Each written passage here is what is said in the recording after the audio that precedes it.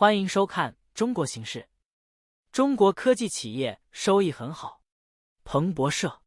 在广告复苏的情况下，中国三大科技公司百度、阿里巴巴和腾讯都公布了2022年第四季度收益高于分析师的预期，导致自报告发布以来股价上涨。联想在盈利业绩发布后引领中国科技股上涨。然而，阿里巴巴的模糊指引令投资者失望，尽管销售额飙升，但美团下跌，因为交易员专注于其较低的获利率前景。根据彭博社的数据，恒生科技指数成员平均上涨 4%， 在公布销售额的19家恒生科技公司中，有8家业绩好于预期，7家获得内联收入，4家未达到预期。随着 COVID-19 限制带来的公众压力缓解和北京放松监管阻力，重新评级估值的可能性更大。摩根大通分析师 Alex Yao 预计，由于北京的促增长政策和美国存托凭证退市风险下降，该行业的估值将上升。投资者持谨慎乐观态度，关键科技收入支柱即将成熟，并且仍然有长期可持续增长的充足机会。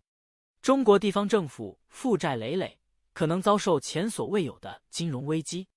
纽约时报，中国积极推动经济增长导致地方政府承担了额外的债务，尽管许多国家已经陷入财政混乱。由于他们努力为新的基础设施专案寻找资金和旧债务的服务利息，许多城市正在削减公共服务和福利。例如，由于地方政府未能提供运营资金，20多个城镇关闭了公交服务，而武汉和其他城市则削减了医疗保险。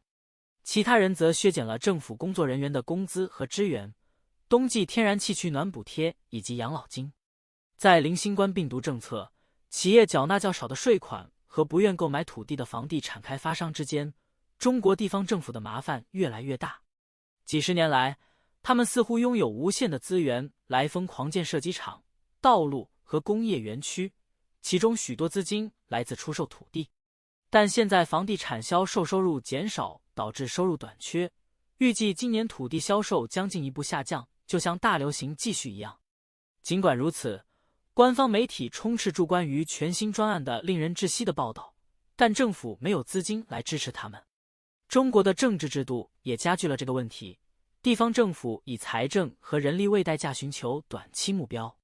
当地领导人对基础设施专案感兴趣，因为他们的经济回报虽然微乎其微，但却是立竿见影的，人们获得建筑工作，公司获得建筑合同。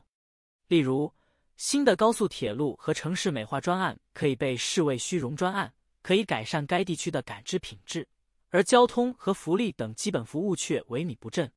中国的财政状况越来越脆弱，许多官员担心中国可能会遭受前所未有的金融危机，因为他们增加了债务，并在同样的旧增长叙事上加倍了。中国大型科技公司在2022年裁员数千人。南华早报，面对当局的镇压和冠状病毒大流行的限制，中国的科技巨头已经削减了数以万计的工作岗位，因为他们缩减了无利可图的专案并降低了成本。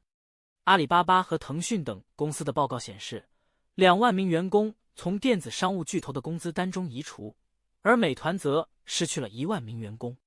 中国当局呼吁该行业帮助恢复国内消费需求并促进经济增长，强调需要创造就业机会。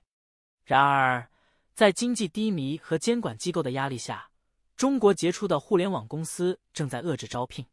根据公司2022年的财务报告，腾讯失去了4000多个职位，而百度削减了类似的数位。长安、奇瑞、东风汽车加入特斯拉中国价格战。日经亚洲，中国是世界上最大的汽车市场，正在受到一场残酷的价格战的冲击。这场价格战使电动汽车 EV 制造商与生产化石燃料汽车的制造商对立。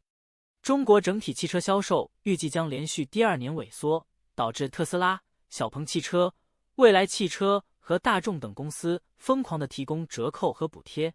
这些公司都希望获得更大的市场份额。中国鼓励更多地采用电动汽车，部分是通过提供补贴和折扣。然而，多年来，随著政府寻求使该行业更加自力更生，同时也打击该计划中的作弊者，这些已经被削减。美国选民汽车制造商特斯拉在中国销售价值超过30万元人民币，42637美元的汽车，去年成为第一家在中国全资拥有工厂的外国汽车制造商，旨在降低其产品的运输成本和关税。中国汽车市场的竞争是残酷的，由于行业深度低迷，中国汽车制造商已经在挣扎求生。去年，由于与美国的贸易战导致经济降温，对汽车的需求放缓，而汽车服务的增长也抑制了私人销售量。中国乘用车协会的数据显示，去年中国国内乘用车销量下降 10.3% 至2144万辆，延续同比下降至第二年。马来西亚和新加坡领导人访华时将展示积极主动的外交。南华早报：马来西亚和新加坡领导人本周将访问中国，参加1年1度的博鳌亚洲论坛。该论坛汇集了全球领导人，以促进该地区的经济一体化。据说，他强调了东南亚国家如何制定一项战略，在美国和中国之间紧张局势加剧的情况下，积极主动地与超级大国接触和加强经济联系。菲律宾中东研究协会南亚和东南亚主任 Don McLean-Gill 表示，访问期间可能也将关注和平与稳定，可能会讨论美国和中国之间的紧张关系以及东南亚国家联盟东盟的作用。虽然马来西亚和中国之间的关系在马来西亚前总理纳吉布·拉扎克 Najib Razak 掌权期间表现强劲，但问题是，此前与西方友好的马来西亚新总理安瓦尔·易卜拉欣 Anwar Ibrahim 是否会向北京靠拢，渴望取悦北京，可能会暗示他会这样做。由于北京也可能推动中国支持的马来西亚专案继续进行，因此正在寻求投资机会。马来西亚不太可能在任何可能冒犯北京的问题上公开强硬立场。Bauer Group Asia 马来西亚总监 Adib Zail Kapli 说，并补充说，安华的亲东盟姿态，他将强调需要一个安全与和平的地区。现任马来西亚政府对最近 AUKUS 声明的负面反应，即使比马来西亚前任政府的反应略微温和，但表明保持这种姿态符合马来西亚的利益。中国哀叹消费复苏拖累房地产。南华早报：中国大陆的投资者似乎在支持当地股市方面持谨慎态度，而是持有现金，直到有更多证据表明经济复苏势头。沪深300指数仅从10月份的低点上涨了 15%，而纽约基准中国股指的涨幅为 50%。 尽管高盛相对看好中国股市，并自去年11月以来多次上调上行目标，但他发现中国投资者的风险偏好低迷。国内投资者似乎对欧盟和美国银行业危机的蔓延持谨慎态度，许多人想知道与新冠疫情时代相关的复苏的可持续性。散户投资者也对中国股市持谨慎态度，高风险厌恶是原因。高盛表示，中国本土投资者的谨慎态度与外国投资者的乐观情绪形成鲜明对比。根据沪港通的数据，自今年年初以来，后者已经收购了260亿美元的在岸股票。然而，尽管如此，香港的全球机构投资者似乎对中国没有太大兴趣。Megatrust Investment 在香港的联合创始人兼首席执行官王琦说，他指出，投资者更加谨慎，机构投资者的战略撤退可能意味着任何反弹的可持续性都会受到质疑。市场对中国经济信心的障碍之一仍然是房地产市场。高盛指出，房地产市场有可能通过金融传染给中国股市，尤其是离岸市场带来压力。尽管如此，中国领导人正试图反驳任何关于其经济正在转向内向的误解。正如副总理丁薛祥所宣布的那样，中国已采取行动扩大外国投资者的市场准入，尽管存在地缘政治争端和针对其公司的技术出口制裁。中国将削减外国研究人员访问学术资料库的许可权。金融时报已通知外国大学和研究机构，自2023年4月1日起，将减少其对中国国家知识基础设施 CNKI 的访问。该资料库提供可追溯到1915年的中国 95% 学术期刊。由于担心国家安全风险，中国当局在过去1年中对其进行了深入审查。削减访问的决定是在北京收紧数据和技术安全法之际做出的。目前尚不清楚有多少机构受到影响，但至少有10几家机构证实他们收到了通知。由于资料库对资讯分发的垄断，无法亲自访问中国大陆图书馆的研究人员将受到不成比例的影响。中国于去年2月修订网络安全审查办法，以加强国家数据安全后，于2022年6月对 CNKI 展开调查，以防范与数据和国家安全相关的风险。CrossAsia 上周通知其客户将暂停访问4个 CNKI 资料库，其中包含有关中国人口普查、统计年鉴、会议记录和论文的资讯。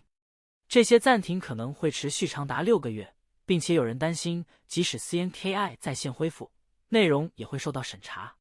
在过去的几年里，获得关于中国的可靠数据变得越来越困难。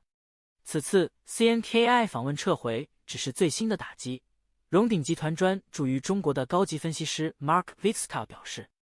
如果它是永久性的，那就意味助学者、政策制定者和商界人士失去了另一个可靠的中国资讯来源。然后，决策越来越多地受到谣言、毫无根据的猜想和动机推理的驱动，这些推理填补了空白。中国在“一带一路”倡议步履蹒跚的情况下，提供数十亿美元的救助。金融时报根据 AidData、世界银行和哈佛大学甘乃迪学院的一项研究，截至2021年底，中国已向发展中国家提供了超过1000亿美元的救助贷款，仅次于发达国家的救助。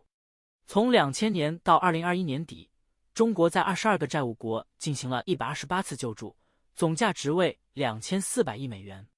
中国作为最后贷款人的崛起，给西方领导的国际货币基金组织机构带来了严峻的挑战。这些机构希望促进全球金融稳定。此外 ，AidData 执行董事布拉德·帕克斯 （Brad Parks） 表示，中国作为救助贷款机构的崛起，给全球透明度和协调带来了挑战，因为北京已经建立了一个不透明且不协调的新全球跨境救助贷款体系。加纳、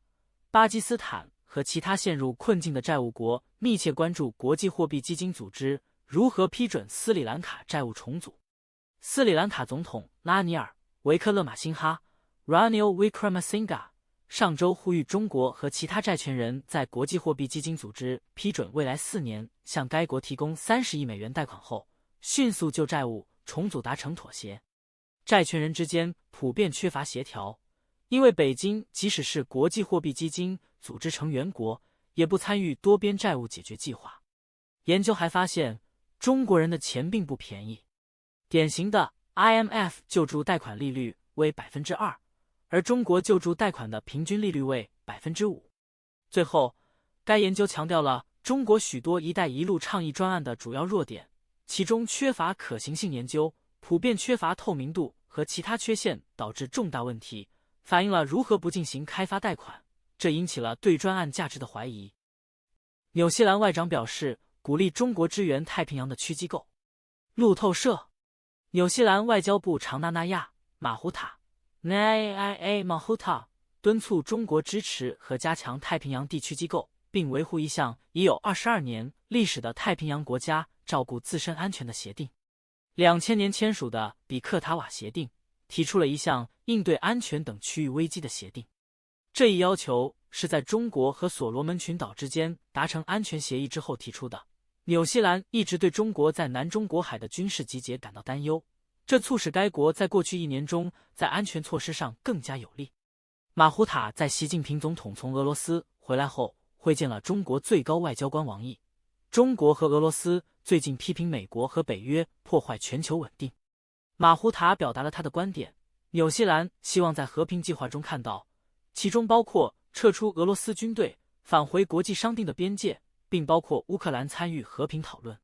马胡塔补充说，中国方面的大部分重点是他们努力鼓励习主席向普京提出的和平计划。2021年上半年，纽西兰派出了2个官方代表团访问中国。马胡塔谈到了改善两国关系，我们并非在所有问题上都达成一致，但我们确实同意，我们可以继续应对双边关系和地区关系中的挑战。他说，正如我们之前报道的那样，中国正在寻求深化在太平洋的区的关系。2019年，纽西兰敦促该国使用外交而不是恐下来建立伙伴关系。贝莱德无法在中国养老金竞赛中与免费 Advil 竞争。彭博社：中国不断增长的养老金市场旨在支援人口老龄化，这对外国投资公司来说令人生畏，因为绝大多数内部业务都流向了招商银行等国内银行，该银行为客户提供各种激励措施，包括布洛芬和现金奖励，而变化无常的投资者因转换投资和银行而臭名昭著。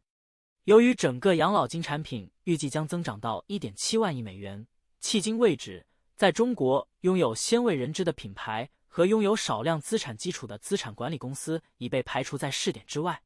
到2035年，中国人口死亡的速度预计将快于人口在增长的速度。预计到2032年，国家主导的城市雇员计划的大部分投资将用完。只有通过特定家庭评估的当地银行才能提供关键的基本养老金计划。这些计划要求储蓄在同一个提供者那里避税和锁定多年，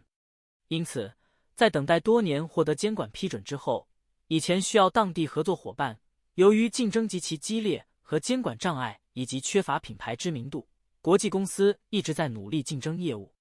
高盛 Goldman Sachs 的首款理财产品与行业平均水准相比，筹集了2100万美元，不包括养老金储蓄。尽管如此，瑞士信贷 Credit Suisse 和施罗德 Schroders 等资产管理公司通过其在合资企业的少数股权获得了一些养老金收入。中国国务院新工作规则加强党对权力的控制。南华早报：中国国务院修改了工作规则，正式赋予国家主席和共产党更多的权力，同时削减了政府的透明度。3月17日，在北京宣布对党和国家组织进行全面改革之后，新一届国务院成立全体会议，批准了修正案，引入了财务、技术和社会工作委员会，以巩固共产党下属的所有相关部门，对不符合党立场的社团予以铲除。报道称，党将基本上决定政策，同时让国务院对其实施负主要责任。中国花费2400亿美元救助“一带一路”国家。路透社：根据世界银行 Aid Data、哈佛甘乃迪学院和基尔世界经济研究所的一份报告，2008年至2021年期间，中国花费了2400亿美元救助了22个发展中国家。近年来，随着更多国家面临偿还贷款的困难，这一数额飙升。近 80% 的救助贷款发生在2016年至2021年期间，资金主要流向中等收入国家，包括阿根廷、蒙古和巴基斯坦。该研究批评一些央行可能利用掉期额度人为地增加外汇储备数据。他认为中国的救助贷款是不透明和不协调的。在整个发展中国家，中国已经建设了许多基础设施专案，但往往没有足够的财政资源来完成这些专案。在西方民主国家，基础设施滑坡主要是由民粹主义政治引起的。在中国，项目的规模和速度限制了其能力。作为回应，中国跨国企业集团、国有企业和银行开始通过一系列贷款、信贷额度和投资在目标国家提供基础设施专案。中国的救助贷款被认为旨在拯救自己的银行，然而，研究发现这些贷款具有高风险，这表明北京不是在提供明智的商业贷款，而是在为政治宠儿或专案提供支援。对中国的惩罚的批评者认为，他们不应该以牺牲重债国的社会服务为代价，特别是如果贷款有可能在对借款人不利的情况下到期。中国反贪局将检查大型国有企业。彭博社：中国最高反腐败监管机构中国中央纪律检查委员会 CCDI 将检查包括中国投资有限责任公司和中石油在内的30多家国有企业，因为担心腐败，特别是在金融部门。新的审查是在去年10年2次的共产党代表大会之后进行的，因为习近平主席寻求推动经济增长并降低风险。由于 COVID-19 大流行和房地产市场的动荡，该国经济最近受到重创，去年 GDP 仅增长 3%。习近平此前曾宣布，他的目标是降低金融部门的风险，创造一个更加稳定和可持续的经济。对不起，卖空者，港元比看起来强。彭博社：一些投资者猜测，香港将很快放弃盯住美元，因为美联储加息政策可能加息的路径仍不明朗。然而，一些机构建议盯住汇率制度允许香港的借贷成本低于美国。尽管香港金融管理局加息，但对本地经济至关重要的贷款利率由汇丰控股和渣打银行等大银行决定。这些银行一直保持低利率以吸引借款人。汇丰银行在过去1年中仅将其最优惠利率提高了 62.5 个基点，而美联储则提高了近 5%。 低利率是由于外国投资者希望从中国重新开放中获利的大量资金流入，而盯住美元消除了外国储户的汇率风险。有人认为取消挂钩对中国没有帮助，因为上海已经是大陆的金融中心，不需要第二个。习近平的权力和他的执行观一书全面分析了习近平的权力结构，深入研究了他如何巩固对中国共产党、军队和经济的控制，并探讨了他所实施的制度性变革。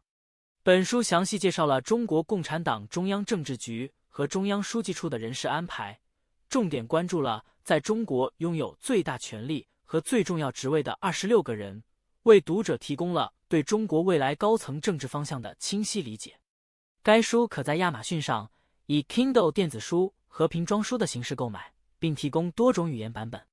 购买该书中文版的链接是 https://mzn.to/3glzl 呀。谢谢收看中国形势。